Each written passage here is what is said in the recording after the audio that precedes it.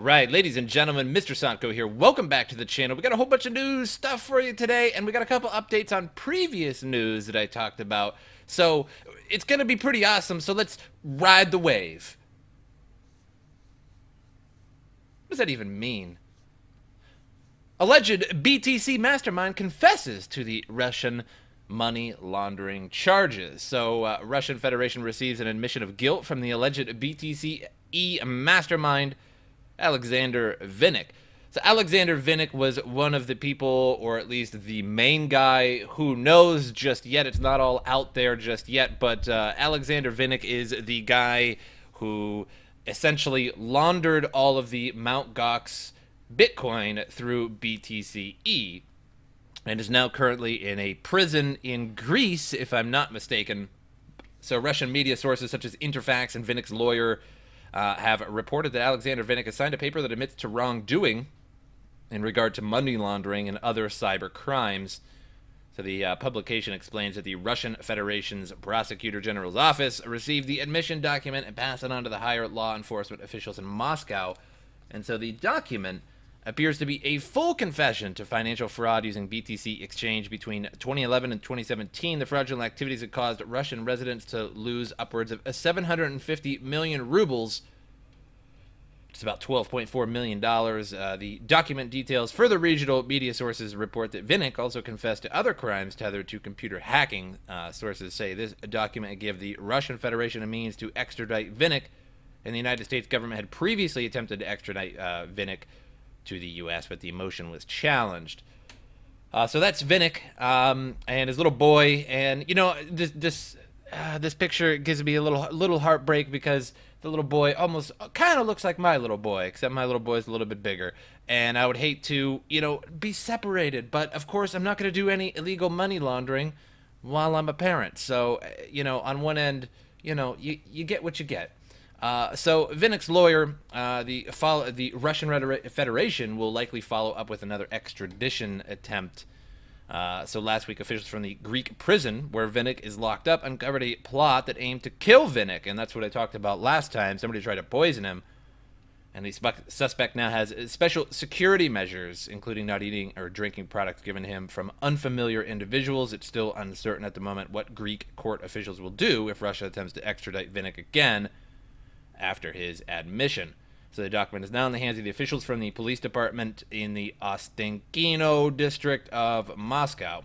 So Vinnik's lawyer confirmed the admission document was legitimate and also emphasized that the Russian Federation will likely submit another request for extradition.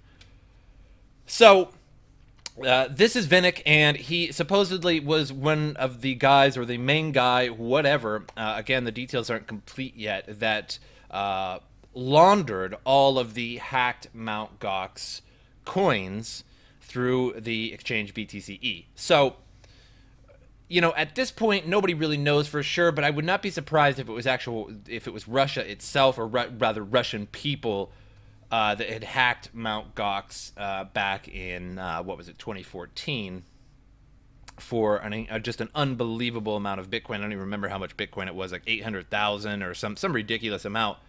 A lot.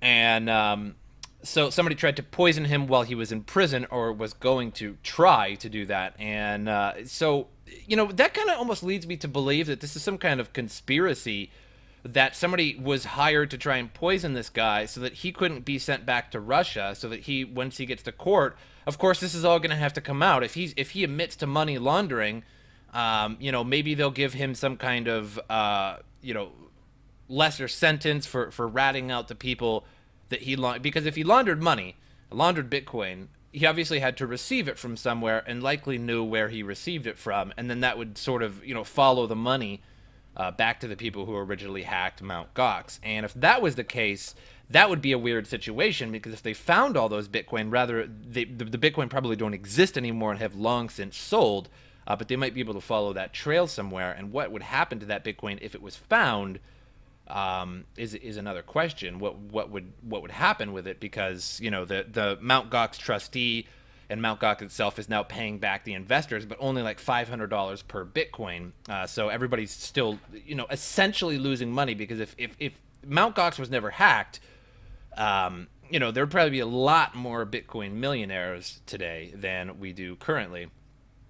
And I know everybody complains about saying Mount Gox because it used to be, the Magic the Gathering trading exchange, but it lost its original wording. It is now Mount Gox, no longer, because no gigantic scam ever came from Magic the Gathering cards, except for maybe somebody stealing one of their cards or something like that. So, two different levels.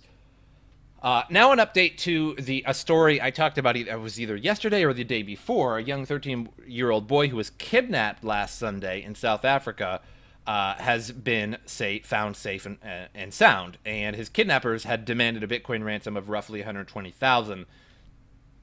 So there's no greater fear for a parent to have their child abducted and held for ransom. Far too often, such crimes end in tragedy. Fortunately for a young man in South Africa, his kidnapping had a happy ending.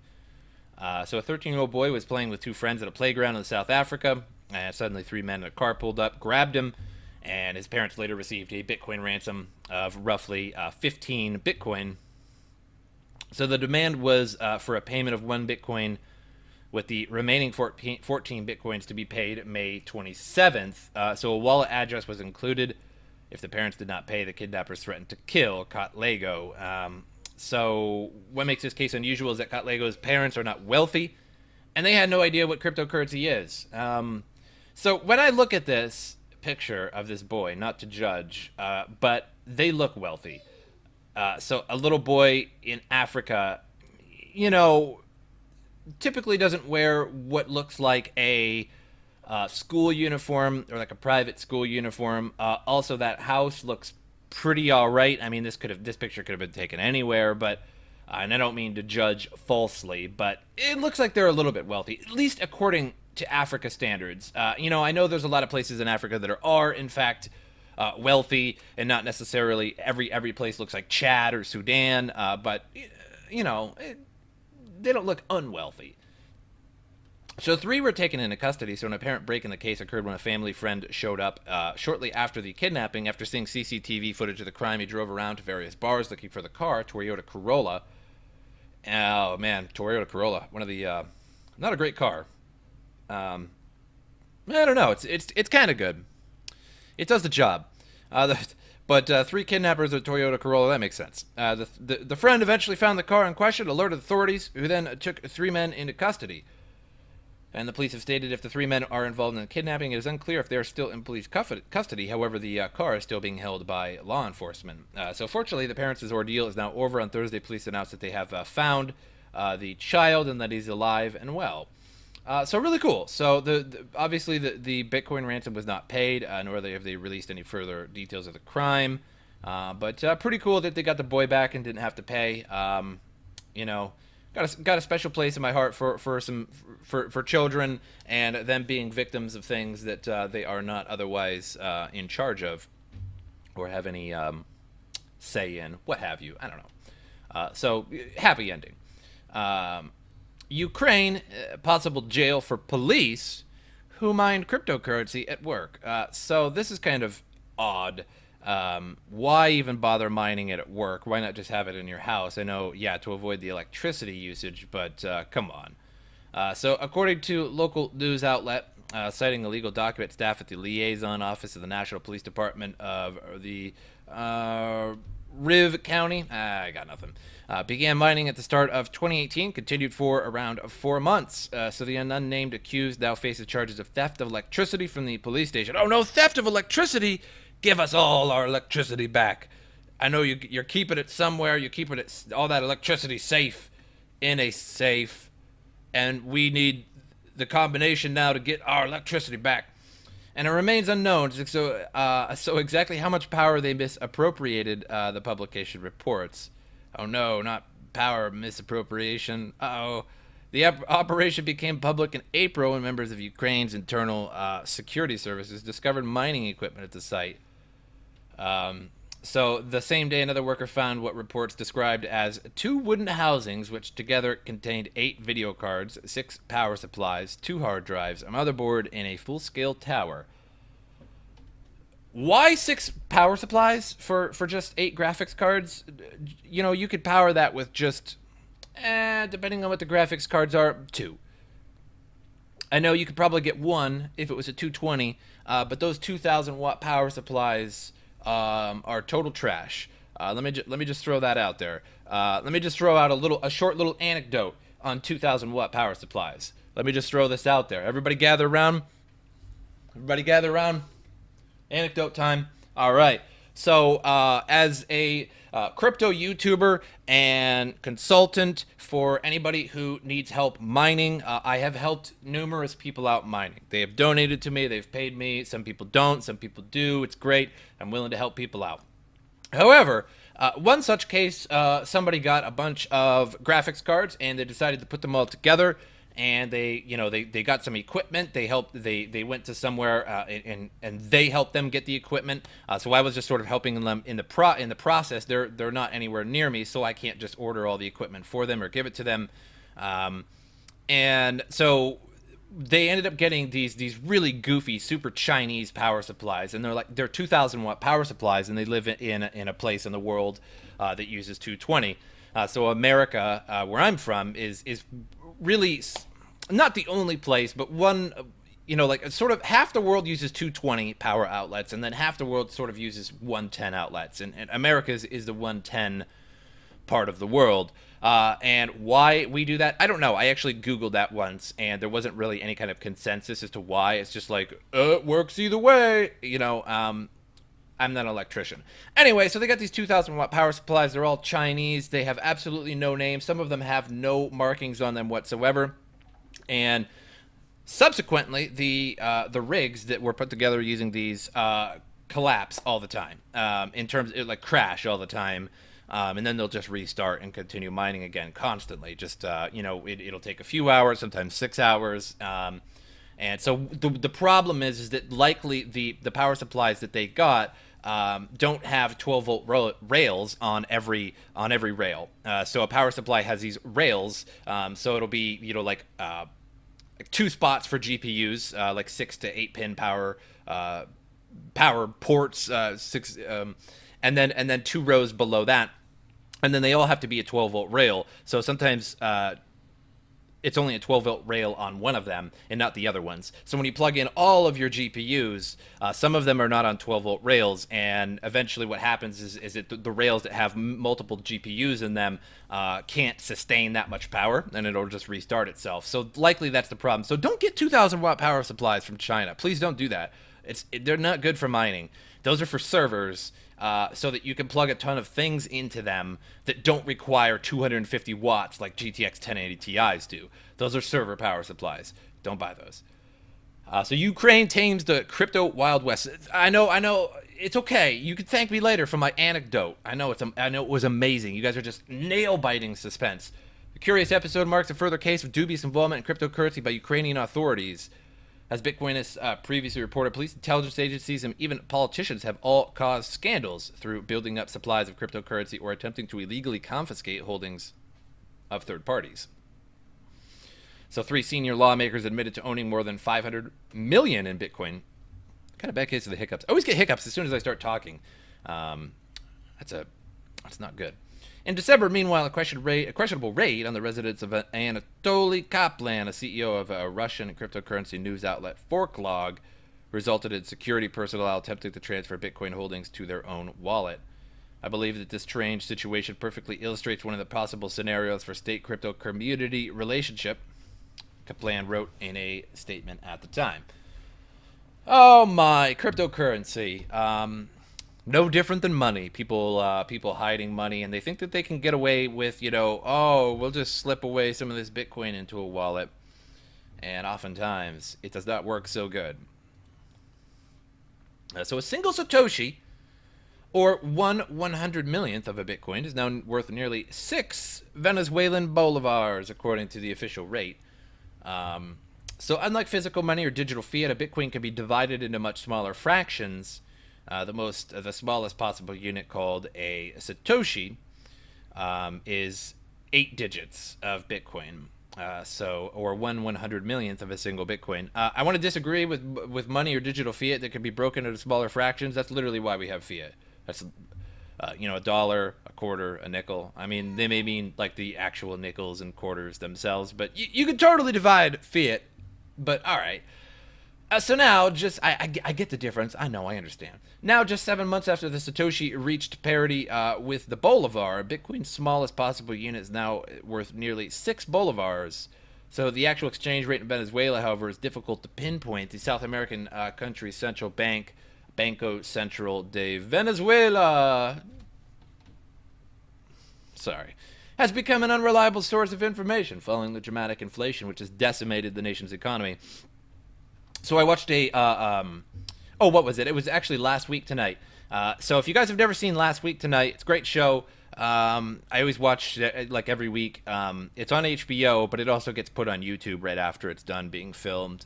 So if you don't have HBO, you're like 90% of the world, because why pay for HBO, even though I do. Anyway, it's a great show. YouTube it. After the video, come on, after the video, don't close the video, after the video, and check out the Venezuelan episode. I think it's like 2 or 3 episodes back from the latest episode, and it talks about Venezuela and its incredible inflation, which has indeed decimated the economy. And one woman says she notes in the episode that a plantain that she's about to buy, it cost as much as her house did 25 years ago.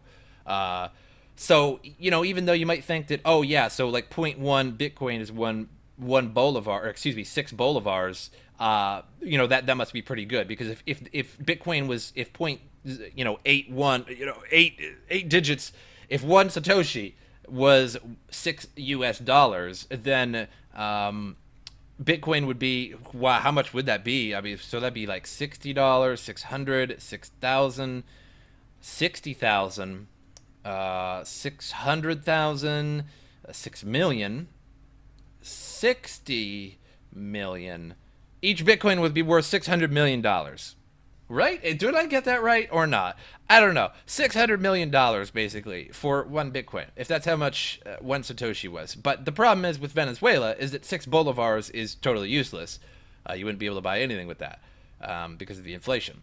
So, it's really good idea for Venezuelans and for people in countries where there's horrible inflations like Zimbabwe, Venezuela. I'm sure there's many more, to be mining Bitcoin or to be buying Bitcoin in some way, shape, or form. The problem with buying Bitcoin is, of course, your Bolivar is worth virtually nothing, and most cryptocurrencies do not actually exchange with Bolivars, or at least I don't think any of them. Literally, none of them. Nobody wants a Bolivar. I'm sorry. So getting it is easier said than done, so you kind of need to mine it. And there's a lot of computers all over the world, and you don't necessarily need a gigantic rig to be mining coins. You can just use NiceHash and use your processor and mine like 40 cents of Bitcoin or something like that a day, or 30 cents. And, that doesn't seem like much, but if you're in a situation like in Venezuela, 30 or 40 cents US dollar a day is, not too bad. I actually have to fix, my hair keeps like pushing into my face, and I don't like it. So, yeah, that's not much, but, if you get a few laptops together, maybe you have a few in your house, and, you make sure they're cool. Always make sure, if you're gonna mine on a laptop, always make sure it's as cool as possible. You will destroy your laptop, particularly Apple laptops. They will burn up fast. So make sure that it's right in front of the AC, or there's a big fan right on the vents on the bottom of it or something. But hopefully you can kind of mine yourself out of your situation, or maybe you can buy the groceries every month with your mining. Something to help you out. You're not going to be a millionaire, but something to help yourself out. John McAfee says Bitcoin will surpass 15,000 in June. And everybody, stop trying to say that it's John McAfee. I know I said John McAfee when I first started talking about John McAfee a little while ago. And the only reason why I say Mick is because some people consider it Mick and some people consider it Mac, but literally, he calls himself John McAfee. It's over. The debate is over. It's John McAfee. So stop saying Mick, like, in the comments, because it's not. Like, as if you're correcting me. You're correcting me the wrong way. People corrected me the right way first, and then I was like, oh, maybe I should look it up. Maybe I should actually look into this guy. And apparently, looking into John McAfee is actually hilarious. If you go to John McAfee's YouTube channel, he has some pretty hilarious videos. I just don't like him because of the antivirus that he made, which was total garbage. But he actually recognizes that, completely self-aware of it, and made a YouTube video destroying antivirus McAfee software and how to uninstall it. That video is funny, and I don't like him because of his super shilling. But he's the kind of guy that I would totally hang out with. I'd be shooting guns, hanging out with all of his thoughts or whatever, even though I'm married, so I wouldn't be able to touch any of them. But still, I can look. Come on, I can look. I know my wife probably watched this video and she'll be like, yeah. Oh, okay. I thought you were going to say that you were going to hang out. I'm like, no. I was just looking. It's okay. So according to McAfee, Bitcoin will surpass 15,000 in June. The controversial crypto proponent, however, predicts that the spike will be short-lived. As he said, the number one crypto would dip in July. So another one of McAfee's glorious predictions. So McAfee said a while back, he started to become real famous in the crypto world when he said that he would eat his, let's just call it junk, for 500, or excuse me, if Bitcoin did not get what was it, like $500,000 or something by the end of 2020. I can't remember exactly. It sort of fell into the meme graveyard, but. So John McAfee is no stranger to cryptocurrency predictions. He once famously declared that Bitcoin will be 500,000 in 2020, a position that he still defends. Earlier in the week, he tweeted about an impending crypto bull rally, urging traders to pay attention to events in the news and use their heads. Use their head. I'm going to use it. There have been some notable developments in the crypto market so far. Both cryptocurrency startups like Coinbase and mainstream finance behemoths like Goldman Sachs have launched products targeted at institutional investors. So, is it really going to get 15,000 in June? That's hard to say. I don't know. I kind of don't think so. I think you're a little. I would love to see it. Don't get me wrong. I'm not a pessimist here, but I would love to see it at 15,000. But I just don't think that's going to be the case. I think the bull run will really, really, truly occur. Probably something like, November. Maybe not. Maybe a little earlier. Maybe more like October. Somewhere in the fall. So one thing I want to talk about real quick, just before I get into this next article, is EOS, Tron, and these other various coins that are talking about their mainnet being launched very soon. So EOS mainnet is June 2nd. I think Tron is like 2 days from now, I think, something like that. So there's several coins that are launching their mainnet very soon. We're at a $337 billion market cap, so we have lost over $100 billion in market cap within about a month, maybe, if that. Because every other video, sometimes every video, it depends on how I'm feeling that day, I bring up coin market cap and I show you guys the market cap. So just about a month ago, when I was making videos, they were 430 billion. Maybe it was just like 3 weeks ago. Sometimes time is lost to me because making videos every day, I think that I made them a long time ago, or I think that I made one just a few days ago. Turns out it was a while ago. So we've lost a lot, and everything's in the green right now, but we still haven't gained much at all. Just a few billion, only a few billion. I get it. But EOS was supposedly supposed to have a giant bull run. Now, June 2nd is when the mainnet launches, and I want to talk about a problem with EOS right now. So I've been talking about it in the past couple of videos, and you really need to get on this. If you have EOS and you don't have this on an exchange or your coins registered with EOS, you have to go in there and register your public key with them and all this stuff. I just have mine on an exchange that will credit the new coins, because essentially what's going to happen is that they're going to remove themselves from ERC20. It's not going to be an ERC20 token anymore, so it's not going to be on the Ethereum blockchain. So if you leave this in an Ethereum wallet and don't register them, they will be unmovable. They cannot be moved. Now, the EOS team and other developer coins are working on ways to recover coins that have been stuck on the Ethereum blockchain once they move to their main net. But right now, in the short term, you will lose your coins. Now, they'll still be there on the blockchain, but they will be unmovable and useless. So that's a major problem. So make sure you guys put these on Binance or Kraken. You can register them with EOS on wallets, and you'll be credited with them. But I don't know how that's going to work because they still don't have really a wallet for their own mainnet yet either. So what I recommend is just do not keep these on my Ethereum wallet. Do not keep these on Exodus.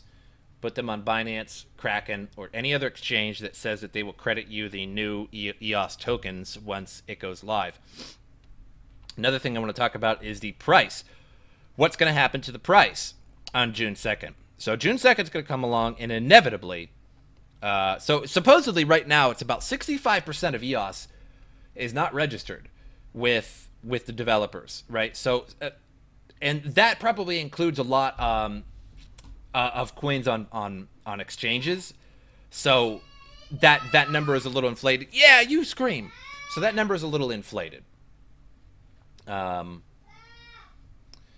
So basically, 65%, maybe 50%, maybe 40% of coins are going to be just totally stuck after June 2nd.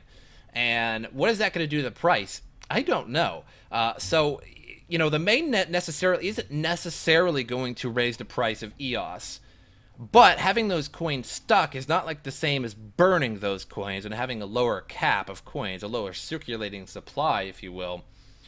So, so if the circulating supply of EOS went down to 300 million or something like that, or 400 million or 500 million, it would raise the price, theoretically, because there's less of them and now they're more rare, essentially. But that's not really going to be the case because they're still going to be there, but they're not on the main net. So I don't know how they're going to calculate this circulating supply. So if 40% of the coins are lost, what is that? 300 million or so lost. And then they recognize that as lost coins. But I don't think they will because those coins still exist and they still want to work on trying to get them. So it's very confusing as to what's going to happen with the price. Likely, with people not being able to move their coins, there might be some kind of angry base of users of EOS, and that might lower the price. So make sure you pay attention to EOS and Tron and all these coins that are coming out with mainnets all around the same time, all in June, all early June, and I think Tron in like 2 days. So make sure you watch the price, and if the price really starts dipping on you hard, make sure you get rid of that and pick it up later at a lower price. So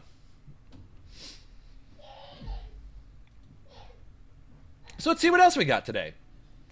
So the past few months of Bitcoin's history have been very interesting to watch, especially when honing in on the price. Fluctuations as a gauge of where it's going next.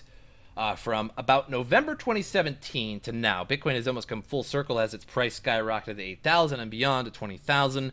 So taking the time frame from November 2017 when people were cheering its groundbreaking move beyond 8,000 mark to today when people are petrified that it will fall below that price, and now it's not 8,000, it's 7,500. We can see very different perceptions of trader confidence. So, however, trading in the know are less concerned with these movements of price and are not letting the typical Bitcoin fluctuations get to them. Some are explaining the current price is still massively positive, especially if one zooms out on the charts and looks at where Bitcoin is in the bigger picture. And there are others, though, that are pointing towards market manipulation as a potential cause for why Bitcoin's price keeps shedding its gains between $8,000 and $10,000. That's possible because, if we take a look at Bitcoin, again, I've showed this numerous times on the channel, but let's just do it again. So, where do you guys think that Bitcoin futures began? And that's basically shorting and betting on the shorting and future of Bitcoin that was previously unavailable before a certain time. Where do you guys suspect that happened on this chart?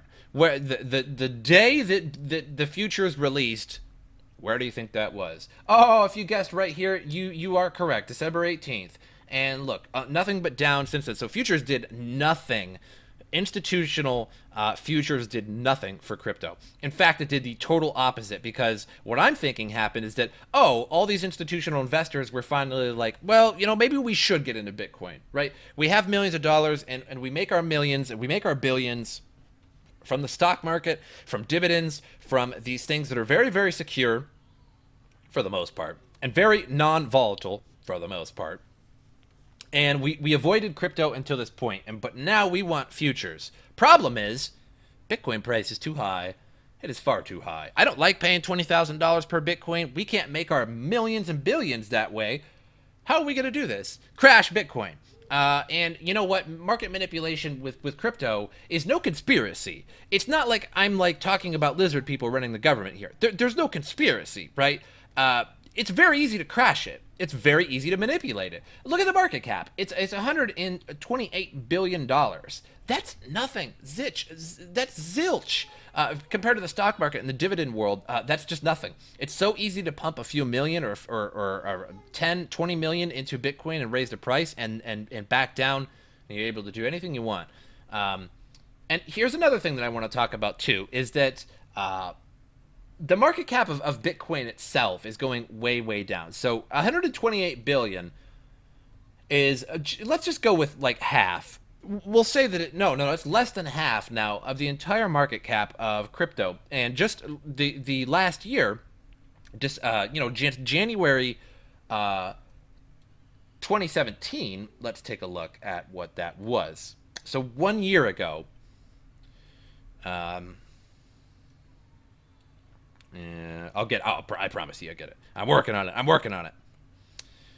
We'll take a look at the market cap here. So we just have, actually I just had the market cap up. So when I showed you guys that, it wasn't necessarily wrong. It was just a market cap. I apologize. I was looking at the market cap earlier and forgot to turn it back off.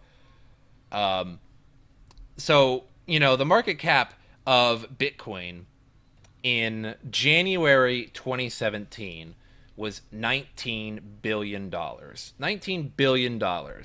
And now the market cap of Bitcoin is 128. So it went way up. But if you take a look at some other coins, you can do this for every coin, and every other coin went way up as well. So, in 2017, January 2017, Bitcoin had the entire market cap of basically all of crypto for the most part. They had 80% of the share, or maybe just somewhere around there. And now Bitcoin is probably 35-40%. So sooner or later here, a coin will surpass Bitcoin, and it depends on what coin that's going to be. Nobody knows. It could be Ethereum, it could be EOS. Here's the problem with Bitcoin is that, sure, it came first, and it's the household name, but that's all it has going for it. That's really all it has going for it. I'll tell you another thing that has going for it too is the network is extremely stable because of its hash rate and because of how many people are mining it. It's virtually borderline physically impossible to 51% attack Bitcoin. Okay, so it's extremely secure in that regard. So it has its security, it has its brand name, and that's really about it. So here's the thing. Here's what Bitcoin is. It's a store of value. But when you think about that, what else is a store of value on this list? All of them? Yeah, all of them. Literally, you might not think that, you might not be a fan of Walton Chain, but it's a store of value. It's a store of value. It's going to go up in value. It's going to go down in value. It's a store of value, plain and simple. All of these coins are. So that's not unique to Bitcoin.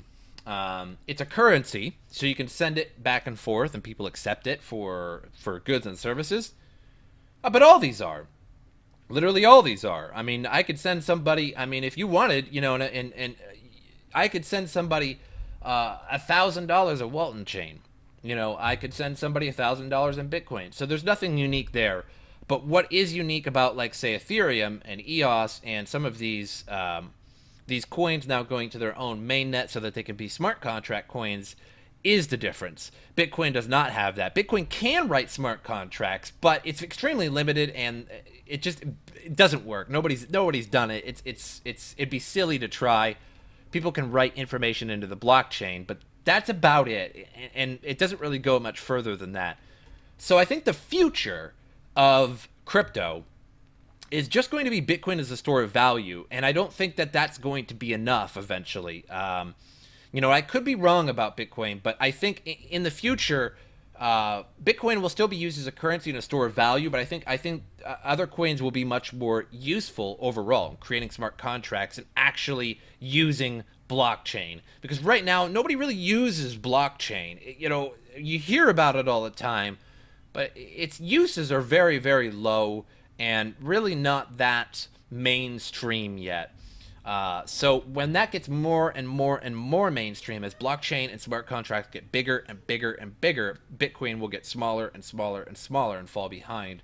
And I really hate to say that because I'm extremely bullish in crypto. I'm extremely bullish in Bitcoin, and I'm a huge fan of all coins for the most part except Bitcoin Cash. But just be realistic about this. Just be realistic about what is happening right now, and it's more and more and more and more coins are being perpetuated, and more coins are getting more and more market cap and getting bigger and bigger and bigger. Now, all the market caps look a little small right now because we only have a $337 billion market cap, and previously at the all-time high, I think it was like 800 billion. It was very, very huge comparatively. So that's about it. I don't think I'm going to be really talking about the proof of work coins. I read the article and it sounded pretty cool, but honestly, it's a lot to read. But I will put it in the description below. I'm gonna go see what my boys all yelling about. I'm willing to bet that his movie must have frozen up or something like that. I don't know, but he's a little angry, all yelling in there for dad. So I'm gonna go get him. But I hope you guys enjoyed this episode, and as usual, I'll see you guys next time.